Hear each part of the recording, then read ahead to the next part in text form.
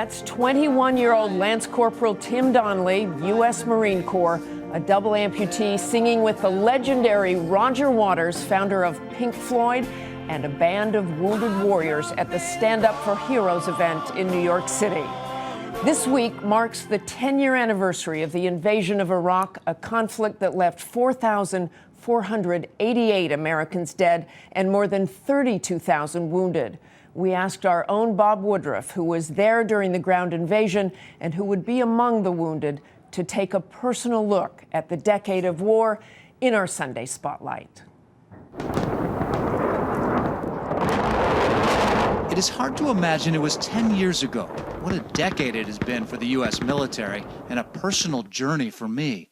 My team was embedded with the Marines when the war began. All of us were ordered to wear chemical suits as protection against weapons of mass destruction, which we later learned did not exist. At night, the U.S. military has an advantage over every other army in the world.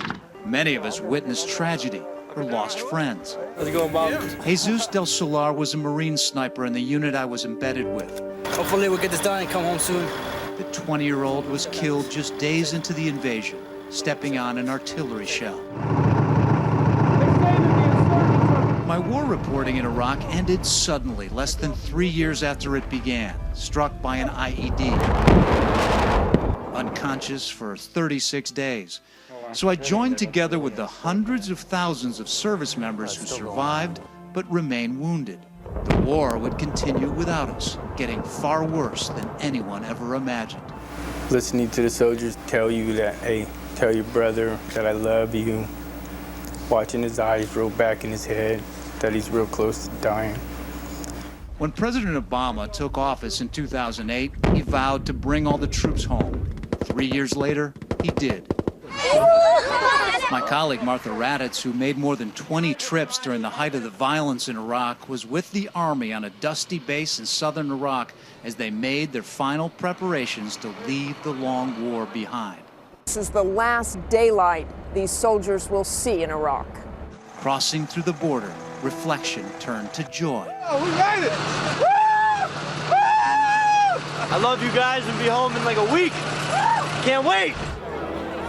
Back home, the healing began for those who survived and for the families of those who did not. This week, Martha sat down with retired General Peter CHIARELLI, who served 2 tours in Iraq and wrote more than 500 letters of condolence. He has his own kind of scars. And what would you think when you were writing those letters? Don't go here. You're tearing me apart.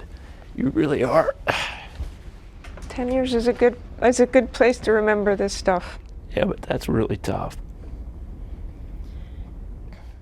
So you have to ask the question, and I know it's the simple cliche question, is everybody says, was it worth it?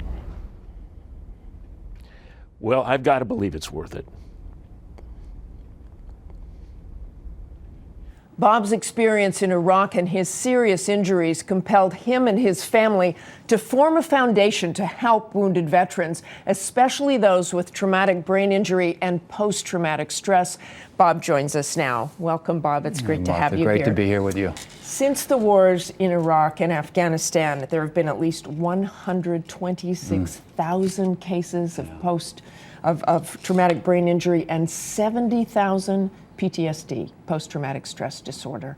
Is the country ready for it? What can we do with all these veterans coming home? Well, first of all, are we ready? I think certainly a lot better than we were 10 years ago when this war began. We never predicted these kinds of numbers and how long it lasted. We didn't know the kinds of injuries and how to deal with them, like the ones from the IED, the improvised explosive devices.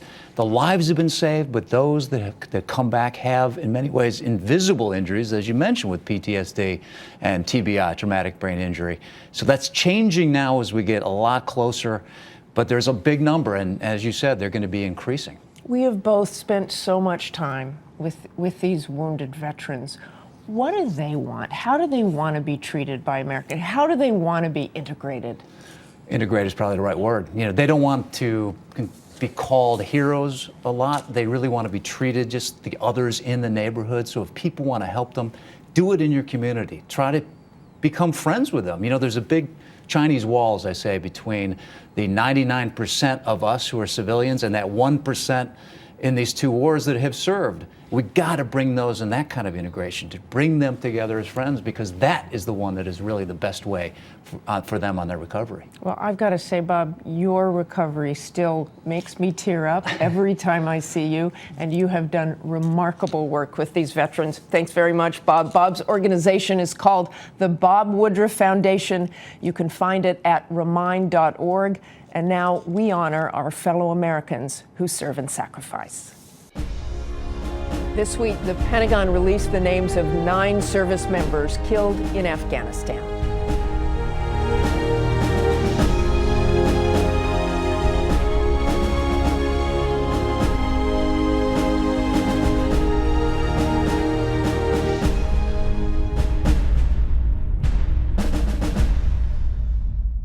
That's all for us today. Thanks for sharing part of your Sunday with us. Check out World News with David Muir tonight. George is back next week, and we hope you will be too.